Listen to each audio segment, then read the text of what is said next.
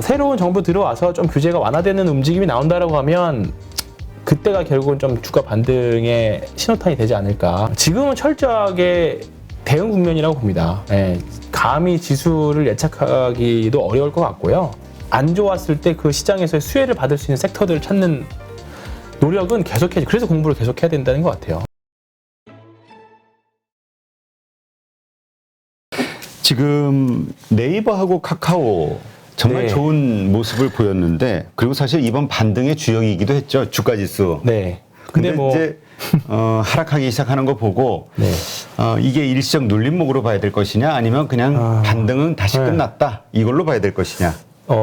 참 예상하기는 어려운데 우선순위에 좀 많이 밀렸죠. 예, 플랫폼 기업들이 작년까지만 해도 엄청나게 좋은 흐름 보여줬다가 규제 이슈가 나오니까 네이버 카카오가 굉장히 좀 많이 하락을 했고, 뭐 이게 선반영일 수도 있긴 하겠지만 네이버 카카오에 지금 나왔던 리포트들을 쭉 보면 좋은 소리가 별로 없습니다.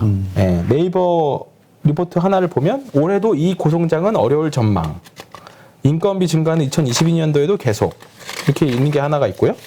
카카오는 1분기 성장 둔화, 뭐 하반기 신사업 기대, 말 그대로 신사업 기대니까 경기 둔화, 매출 성장 둔화, 뭐 규제 완화가 좀 필요하다, 뭐 이런 것들이에요. 그러니까 새로운 정부 들어와서 좀 규제가 완화되는 움직임이 나온다라고 하면 그때가 결국은 좀 주가 반등의 신호탄이 되지 않을까. 그래서 아쉽습니다. 아쉬워서 저도 계속 보고 있는데, 네이버가 오늘 기술적으로는 요때 그때 상승했던 그 갭을 오늘 결국 메꾸는 작업을 했거든요. 요 부분 좀 당겨서 보면, 그래서 좀 오늘 한번 단타로도 좀 해볼만 하다 구간이 왔었는데, 그거 있죠. 그냥 굳이 이렇게 다른 좋은 거 종목 많은데, 매매할 거 많은데 건수도 많고 굳이 네이버로 단타 해야 돼, 뭐 그렇게 되는 거죠. 그래서 단기 과대 낙폭도 있고, 여기 이 구간 결국은 이 주식은 또 갭을 메꾸고 간다는 게 또 요 구간을 결국 오늘 다 아래 꼬리로 다 메꿨거든요. 이제 그러면서 이제 좀 바닥 다지기 작업을 하겠죠. 바닥 다지기 작업하면서 20일 이평선, 뭐 60일 이평선 이제 계속 오르락 내리락 하면서 물량 소화하고 에너지 모았다가, 에너지를 모았는데 때마침 뭐 정부에서 규제를 좀 완화시켜 준다라거나, 그다음에 실제 해외 사업들의 실적 개선 모습이 보이면 거기서 에너지 폭발하겠죠. 그러니까 지금은 이제 하락하고 수렴하는 과정에 있는 거죠. 그래서 재미가 아마 없으실 겁니다. 당분간은. 네이버하고 카카오 가지고 계신 분들은 재미없는 구간에 있죠. 다른 종목들 막 이제 막 날아가는 것도 있고, 삼성전자, 하이닉스, 네이버, 카카오 4개 가지고 계신 분들은, 그나마 현대차나 자동차 그룹들은 이제 전쟁 좀 끝나고 나면 회복에 대한 기대감이라도 좀 있죠. 근데 그렇지. 얘네 이 4종목은 조금 시장을 움직일 수 있는 종목이기도 한데, 얘네들이 이제 힘을 못 받으니까 지수도 좀 힘을 못 받고, 좀 그런 부분들인 거죠. 그러니까 당분간은 또 계속 종목장이 될 것 같고, 그런 상태입니다. 알겠습니다. 네.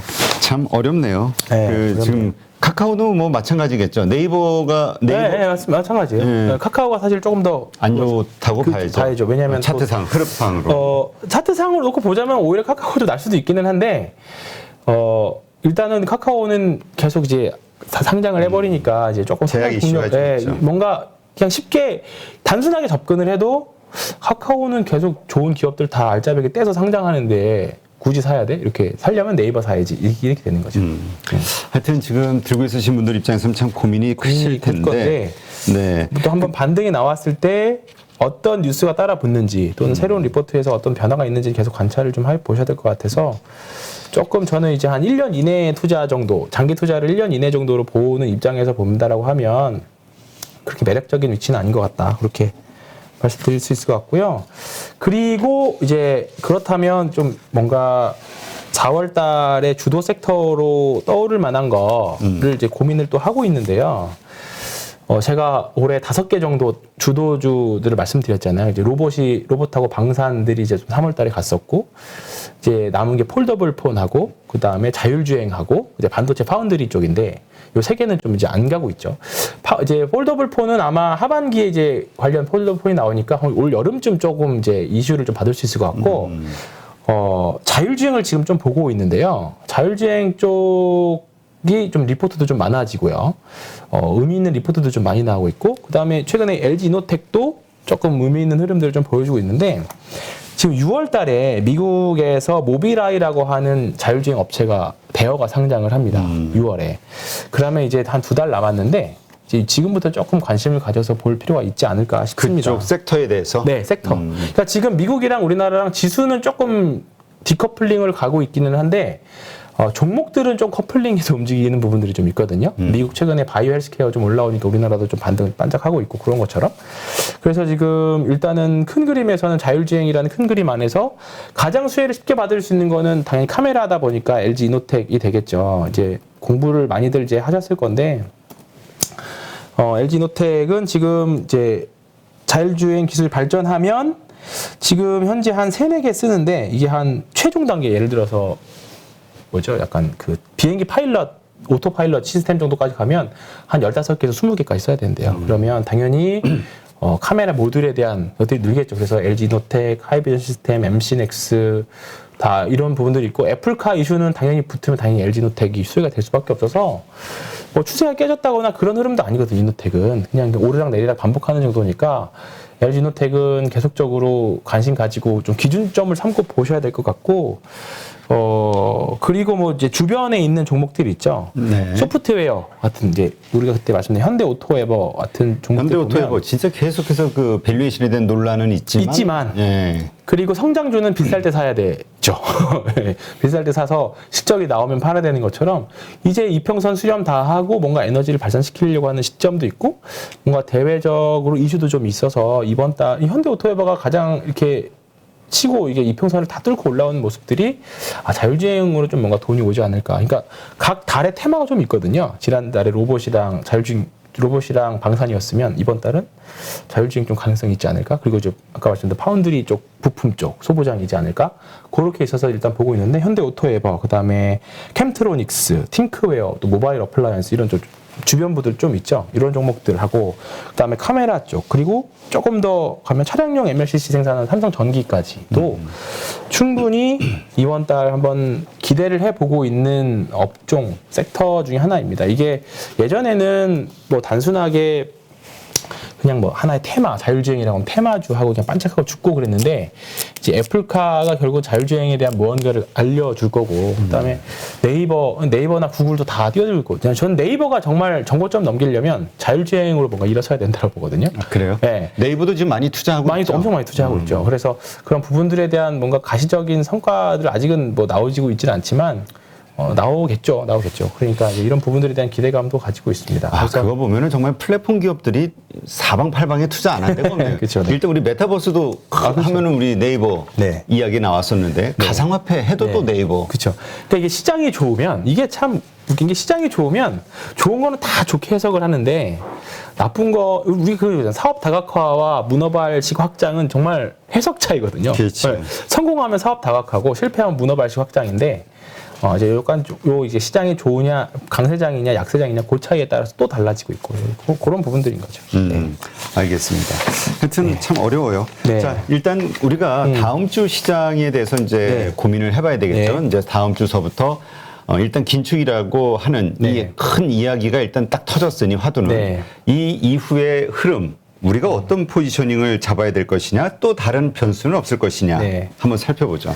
일단은, 근데 다음 주도 이제 이번 주에 한번 충격을 좀 받았고, 시장에서 그러면 50bp 인상과, 그 다음에 또, QT, 이제 양적 축소, 이런 부분들에 대한 이제 시장에서 언지를 좀 받았죠. 그러면 이제 다음 주에 나올 뭐 소비자 물가지표나, 그 다음에 옵션 만기일이나 이런 부분들이 있을 건데, 지금은 철저하게 대응 국면이라고 봅니다. 감히 지수를 예측하기도 어려울 것 같고요. 지금은 다들 느끼시는 거지만 단타밖에 답이 없구나. 지금은 그렇게 아마 생각들을 하실 거예요. 종목들의 변동성도 엄청나게 심하고 해서 다만 조금 잠깐만 요거만 좀 봐볼까요? 다음 주가 이제 옵션 만기인데요. S&P 100이 356.01이죠. 356.01.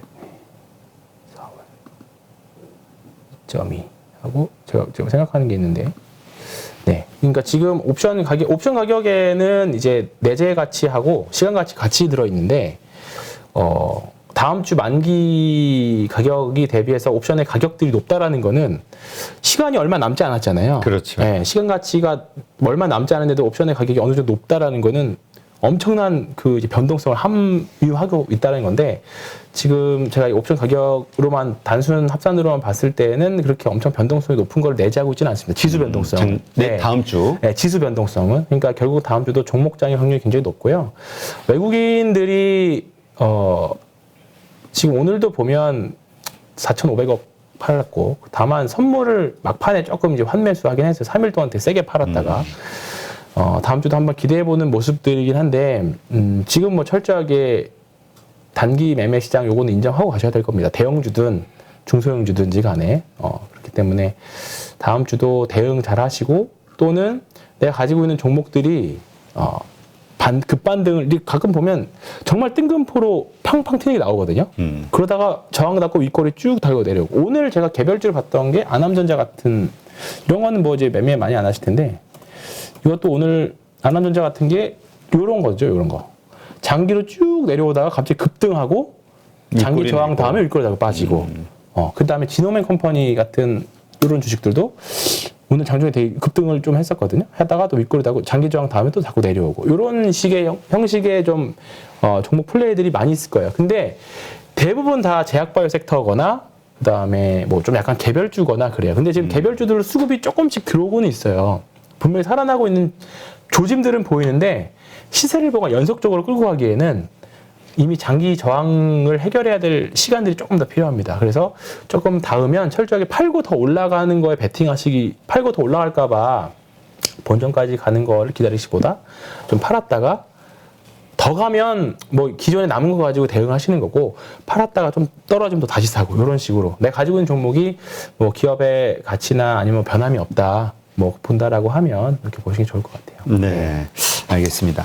지금 그 아까 우리 LG이노텍 얘기를 했으니까 지금 그 LG이노텍 얘기를 하면 항상 나오는 게 삼성전기. 네. 전에 우리 황 팀장도 이번에 삼성전기 차례 아닐까 하고 이야기했던 적이 있었는데 삼성전기 흐름 어떻게 봐야 될까요? 전기도 마찬가지예요. 뭐 삼성이 들어있어서 잘 안 가는지는 몰라도 일단은 계속 지금 바닥 다지기 하고 있거든요. 그리고 실적에 대해서도 별 걱정은 없는 회사이고 성장성에 대해서 별 걱정은 없습니다. 다만 주가가 반영을 못하고 있다. 네, 이것도 그냥 엉덩이 싸움인 것 같아요. 엉덩이 싸움. 그러다가 저도 이거는 만약에 이 구간에서 이제 요런 것들이거든요. 이것도 대형주긴 하지만 만약에 여기서 또 이렇게 급등이 나왔다. 뭐 만약에 예를 들어서 뭐 이런 식으로 급등이 나왔다라고 하면 한 61선 정도, 한 16만 원 후반 정도 가면 저항이잖아요. 그럼 거기쯤 가서 또 팔았다가 더 올라가면 그거대로 대응을 해야 되는 거고요. 떨어지면 또 다시 사고 채워놓고 이런 식으로의 대응이 필요한 거죠. 그래서 삼성전기가 여기 있을 이유는 없다라고 봅니다. 다만 이제 작년에 이제 2년 전에 대시세를 내고요. 대시세를 내고 쉬었다가 여기서 한 번 더 저항을 만들고 내려가는 국면이기 때문에 이거는 뭔가 엄청난 호재가 나오지 않아서 이렇게 빵 뜨기는 쉽지 않습니다. 그러니까 이 물량들을 해소하기 위한 뭔가 횡보를 거치면서 매집과 에너지 응축의 과정이 거쳐야 돼요. 그렇기 때문에 좀 시간이 필요하다라고 보는 거죠. 그래서 그렇게 좀 이건 대부분의 대형주들이 다 이런 상태죠. 현대기아도 마찬가지예요. 기아도 보면 지금 시세를 내고 나서 횡보 이후에 사실 더 갈 줄 여기서 치고 나갈 줄 알았는데 갑자기 이제 전쟁 리스크가 터지면서 이제 주가가 내려왔잖아요. 그러면 이제 일정 부분 전쟁이 끝나고 나면 다시 회복할 수는 있긴 하겠지만 여기 위에 쌓이는 저항들이 있을 겁니다. 팔고 다른 거 사고 싶어 하는 개인 투자자분들은 더 올라가고 원하고 싶긴 하겠지만 분명히 투자자들은 굉장히 다양한 포지션들을 갖고 있기 때문에 또 다를 거거든요. 그렇기 때문에 또 올라오면 또 공매도를 하려고 하는 이제 좀 입장도 있을 거고요. 그러니까 그런 부분들이 있어서는 일단은 지금 결국 매매에서는 저항과 지지를 찾는 과정이거든요. 그걸 어떻게 잘 해석하고 하는 과정인데 지금은 철저하게 저항을 뚫고 올라가기가 쉽지는 않은 시장입니다. 네. 다들 저항만 닿으면 차익 실현해야지가 굉장히 강한 시장이기 때문에 그게 아니시라고 하면 조금 이제 엉덩이 싸움 하셔야죠. 네. 하여튼 지금은 인내의 시간이 상당히 필요한 구간인 것 같아요. 정말 치고 빠지기 잘 하시는 분들 아닌 다음에. 네, 그렇죠. 네. 그리고 난이도도 굉장히 높은 시장이죠. 굉장히 난이도 높은 시장입니다. 네. 지난 그저께인가요? 우리 아침 방송에서 그 이수앱지스 네. 특징주로 좀 한번 봤었잖아요. 거래량 분석하면서. 그거에 대해서 가끔 이제 질문이 좀 올라와서 네. 그 어떻게 차트를 해석할 수 있는지. 근데 이것도 마찬가지기는 해요. 이수앱지스가 제약바이오 섹터이기도 하고요. 네. 이게 한번 각광을 받았던 게 러시아 백신과 관련 연관돼 있어가지고 급등을 한번 했었는데, 근데 뭐 이수앱지스는 다른 뭐 제약사들하고 달리 그 이수 그룹에 있어서 좀 대주주도 굉장히 조금 이수하고 탄탄한 회사고요. 그리고 실제로 그 매출도 좀 있고, 그 다음에 유럽이랑 미국에서 임상 들어간 항암제들도 있습니다. 그래서 이제 그런 부분에 대한 것들도 좀 가지고 있는데, 이런 대량 거래가 이제 바닥 탈출의 신호탄일 수는 있어요. 근데 말씀드렸던 것처럼 올라가면 저항당하면 밀리고 이렇잖아요. 근데 여기서 예를 들어서 내가 여기서 샀는데 이 저항 상승이 나오면 좀만 더 버티면 올라갈 것 같잖아요. 근데 이때 당시에는 만약에 그러면 안 파실 수도 있고, 대신에 제가 말씀드리는 거는 여기서 한번 올라가면 팔았다가 다시 떨어지면, 그러니까 예를 들어서 마이너스 한 20%에서 잘라내야 되는 거예요. 잘랐다가 좀 빠지면, 만약 빠진 다음에 다시 사면 좀 수량이 늘어나겠죠. 그런 작업을 해야 된다는 거죠. 이런 것들이 좋아져.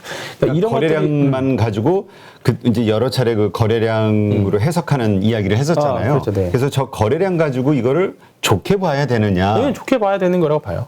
네, 좋게 봐야 되는데, 한 번에 이 장기 이평선들을 한 번에 돌파 못 합니다. 그러니까 예를 들어 저는 또 만약에 상승을 해서 여기 200일 이평선인데요. 이거 한 10,000원 정도, 이게 만약에 좀 시간이 지나고 나면 이게 이평선도 내려오고 주가도 흘러간 다음에 하면 한 10,000원 언저리에서 만날 거예요. 그러면 10,000원이라는 이제 가격 저항도 되고 이평선도 같이 만나거든요. 그럼 10,000원에서 지금 기준으로 1,700원 정도에 닿으면 또 맞고 내려옵니다. 그러면 좀 팔았다가 어떤 이슈를 동반해서 올라가는지 모르지만 팔았다가 또 다시 밑에서 또 사고, 그런 과정을 해야 되는 거죠. 그러니까 그래서 손절이 중요한 게, 제 매매 원칙이 첫 번째도 손절, 두 번째 손절, 세 번째도 손절이거든요. 그러니까 여기서 손절 못했으면 이렇게 할 수밖에, 수술을 이렇게 할 수밖에 없는 거죠. 그러니까 손절도 굉장히 중요한 거죠. 근데 손절은 죽어도 안 합니다라고 하시는 분들도 있기는 한데, 그거는 뭐 개인 성향의 차이니까. 그렇죠. 그 리오프닝주 관련해서 요즘 그 유통, 그러니까 이마트라든가 이 현대백화점이라든가 이쪽에 대해서 질문을 많이 하시는 분들이 있거든요. 이게 이제 본격적인 수혜를 입을 거 아니냐라고. 어떻게 이마트, 봐야 될까요? 롯데쇼핑. 근데 롯데쇼핑도 이제 또 이제 이런 것들 이제 유통주들도 다 대형주도 마찬가지니까 내려오다가 결국은 또 다 저항 맞고 다 떨어지고 있거든요. 그러니까 에너지 응축 과정이, 저는 이게 차트로 봤을 때는 에너지 응축 과정이 필요한 거죠. 이렇게 이런 식으로 상승하다가 여기서 한번 팔았다가 또 샀다가 뭐 이게 다시 사기가 어려우니까가 문제긴 한데요. 뭐 저는 이게 주황색 선은 이제 200일 이평선인데, 200일 이평선을 제가 왜 보냐면 외국인 투자자들이 200일 이평선을 많이 참고한다고 제가 알고 있습니다. 그래서 200일 이평선을 뭐 보시는 분도 있고 안 보시는 분도 있긴 하겠지만, 저는 이제 200일 이평선을, 대형주들은 특히나 200일 이평선을 참고해서 보는데, 닿으면 한번 팔았다가 또 한 번 더 사볼 만하겠죠. 이 롯데쇼핑도 그렇고 이마트도 그렇고. 근데 진구간에서는 굳이 역배열이 있는 거를 추가 매수를 해가지고 탈출을 하는 사람 외에는 굳이 이런 걸 살 필요가 있을까? 차라리 지금 하이트진로 이런 거는. 왜냐면 지금 이 긴축 얘기가 나오고 나서 미국에서 경기 방어주들이 그렇게 맞습니다. 좋은 흐름을 보였다고 해서 한국에서도 이제 그런 방향으로 좀 봐야 되지 않냐, 이런 의견들이 있거든요. 근데 방향성은 맞는데, 근데 한국에는 더 익사이팅하게 매매할 거 많은데 굳이? 어떤? 방금 말씀드렸던 거, 반도체, 뭐 자율주행, 뭐 이런 쪽인 거죠. 오히려 그쪽이 낫다. 경기 방어주라고 생각하는 그런 쪽보다. 네네네. 차라리 경기 방어주 하면 전 금리, 지금 뭐 은행주라던가 아니면 뭐 보험주라던가 그쪽이 낫지 않을까 싶습니다. 네. 그렇군요. 자, 다음 주 우리 금통위가 있는데 한국도 지금 물가 인플레이션율이 4% 뭐 넘는다, 이런 얘기들이 있잖아요. 그렇겠죠. 네. 그래서 이거 역시 하게 되면은 주식시장에 또 큰 충격이 오는 거 아니냐, 이렇게 걱정을 하시는 분들이 있는데, 그래서 충격이 올까봐 은행주는 하나 있어야 된다. 그거에 대한 생각 변함이 없어요. 그냥 그 대응 전략으로. 네, 그냥 내가 그게 두려워서 주식을 못 하겠다라고 하면 주식을 못 하시는 거죠. 항상 주식시장은 항상 변수가 엄청 넘쳐나죠. 근데 어차피 주식을 할 거면, 그리고 우리가 다가올 충격에 대해서 좀 약간 대비를 한다라고 하면 그 금리 인상에 대한 충격으로 시장이 빠진다라고 하면 그거에 대한 반대급부로 올라가는 섹터가 분명히 있을 겁니다. 항상 그랬어요. 시장은 전쟁이 나서 주식이 빠진 방산주들이 올라갔고 코로나 때문에 주식이 무너지면 그걸로 수혜받을 수 있는 코로나 관련 주식들 그다음에 뭐 비대면 관련 주식들이 올라갔던 것처럼 뭔가 한 이슈가 있으면 그거와 수혜를 보는 기업 시장에 다 빠져도 그거로 인한 수혜를 보는 기업들이 나오기 마련이거든요. 근데 이제 그거에 대한 거라면 은행주가 당연한 대안이 되겠죠. 은행 보험주들이. 그러니까 그 약간 은행주로 엄청난 돈을 벌기보다는 우리가 마치 지수에서 인버스 산 것처럼 해지 차원으로 은행주들은 가져갈 필요가 있지 않을까. 올해는 투자의 관점보다. 네.